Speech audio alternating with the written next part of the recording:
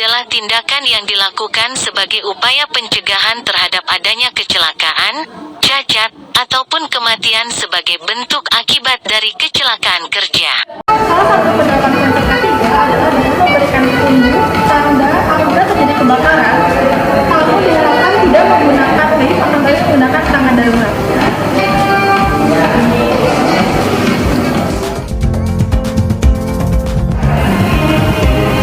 Ini adalah salah satu merupakan fasilitas hotel untuk mencegah kebakaran, AMPAR, yaitu alat pemadam api umum. Hotel menyediakan hidran. Hidran ini untuk memadamkan kebakaran. Meski kenyamanan dan kesehatan para tamu, pihak hotel menyediakan larangan smoking, yang artinya setiap pengunjung dilarang merokok di sebenarnya. Sebagai gantinya, pihak hotel menyediakan smoking area atau ruangan untuk. Selamat datang di media pembelajaran kesehatan dan keselamatan kerja atau biasa disebut dengan K3. Pada materi ketiga ini kita akan belajar tentang alat pelindung diri.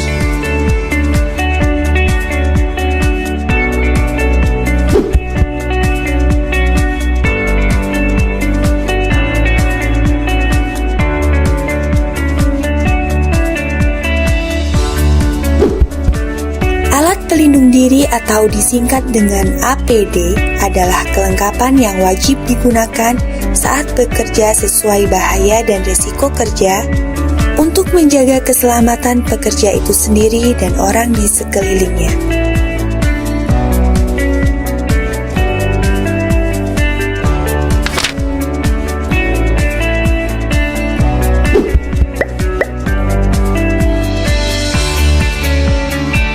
Berikut ini adalah jenis-jenis alat pelindung diri.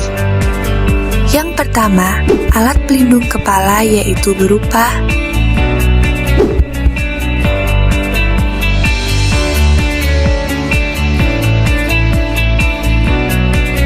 1. Helm pelindung kepala yang berfungsi untuk melindungi kepala dari benda yang berpotensi mengenai kepala secara langsung maupun tidak langsung. 2. Tutup kepala yang berfungsi melindungi kepala dari kebakaran, korosif, dan uap-uap. 3. Topi berfungsi untuk melindungi kepala dari kotoran debu atau panasnya matahari.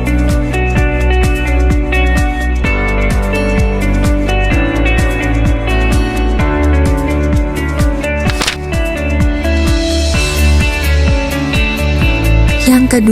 Alat pelindung telinga yaitu berupa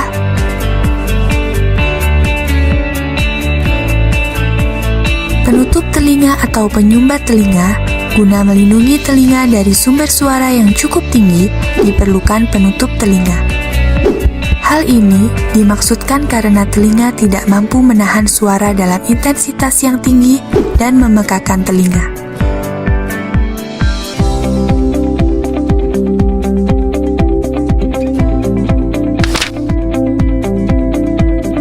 Yang ketiga, alat pelindung badan yaitu berupa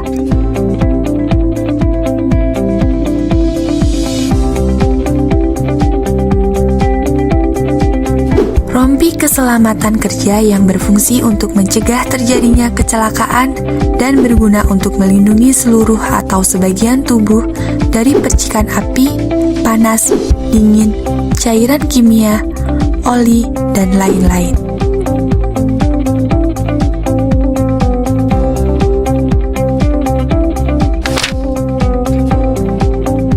Yang keempat, alat pelindung pernafasan yaitu berupa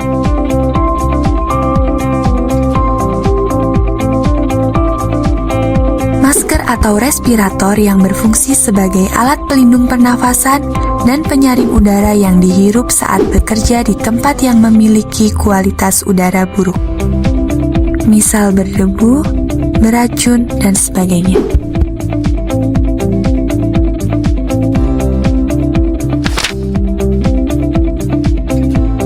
Yang kelima, alat pelindung tangan yaitu berupa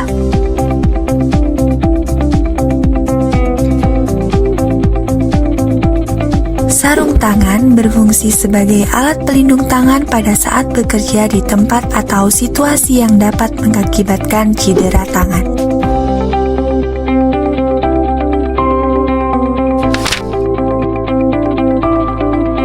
Yang keenam, alat pelindung mata yaitu berupa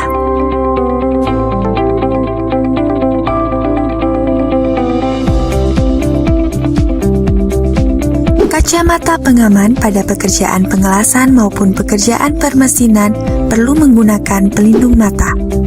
Berfungsi untuk melindungi mata dari percikan api ataupun serpihan dari besi.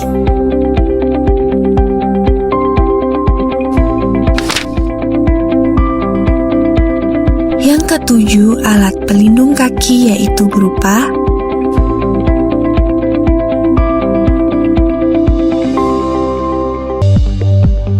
sepatu pelindung. Berfungsi untuk mencegah kecelakaan fatal yang menimpa kaki karena tertimpa benda tajam atau berat, benda panas, cairan kimia, dan sebagainya.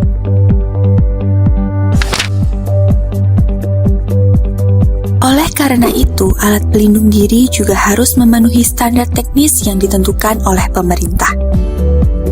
Secara garis besar, penggunaan APD ini tidak dapat melindungi tubuh secara sempurna. Akan tetapi, penggunaan APD ini lebih ditujukan untuk mengurangi atau mungkin menghilangkan terjadinya kecelakaan kerja dan dapat meminimalkan keluhan atau penyakit yang berpotensi terjadi.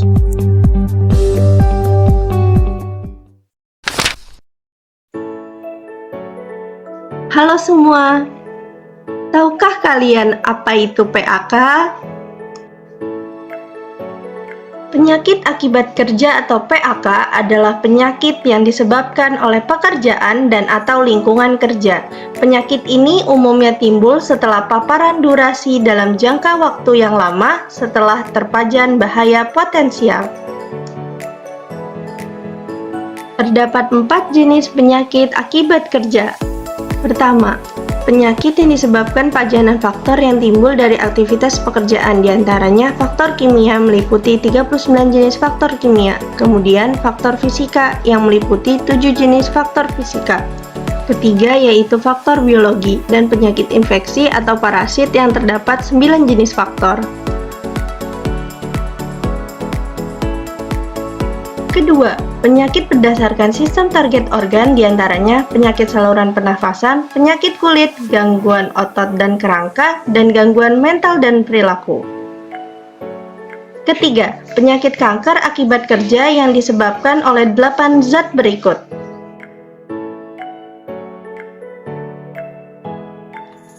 Terakhir, penyakit spesifik lainnya, di mana penyakit tersebut ada hubungan langsung antara paparan dengan penyakit yang dialami oleh pekerja, yang dibuktikan secara ilmiah. Contohnya, penyakit nistagmus pada penambang.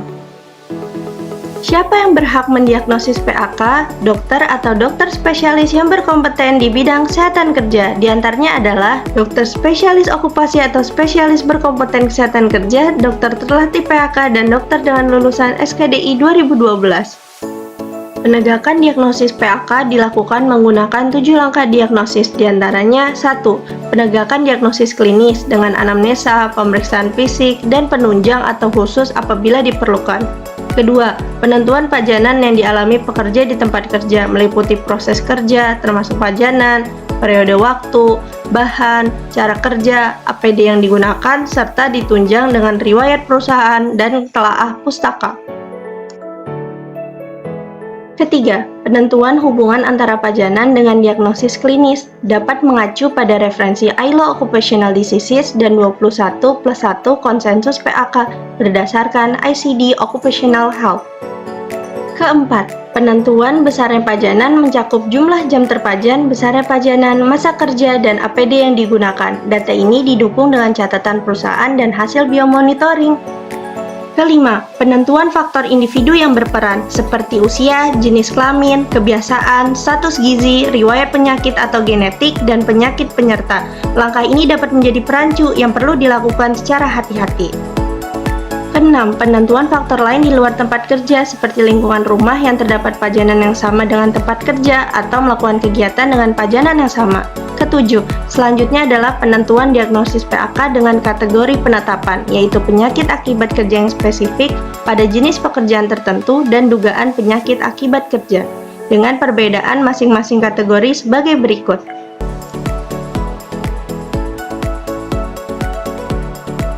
Tata laksana PAK terbagi menjadi dua, yaitu tata laksana medis dan okupasi. Tata laksana medis berupa medikamentosa, yaitu pengobatan dengan pemberian obat pada pasien, dan atau non-medikamentosa seperti edukasi, exercise, fisioterapi, konseling, psikoterapi, dan nutrisi. Sedangkan tata laksana okupasi dilakukan pada individu dan komunitas. Pada individu dapat berupa edukasi dan konseling, dan penilaian kembali bekerja serta penilaian kecacatan. Tata laksana okupasi pada komunitas dapat dilakukan dengan upaya pencegahan dan penemuan dini PAK pada pekerja lain yang sejenis. Alur rujukan PAK dimulai dari pekerja datang ke FKTP untuk dilakukan diagnosis klinis terhadap penyakitnya. Apabila terindikasi penyakit disebabkan oleh pekerjaannya dan lingkungan kerja, maka dilakukan 7 langkah diagnosis PAK. Apabila sesuai kriteria diagnosis PAK yang spesifik, maka dapat langsung didiagnosis PAK. Namun, apabila diagnosis belum dapat tegak karena tidak ada dokter yang kompeten melakukan diagnosis, maka dilakukan rujukan sesuai dengan ketentuan yang berlaku.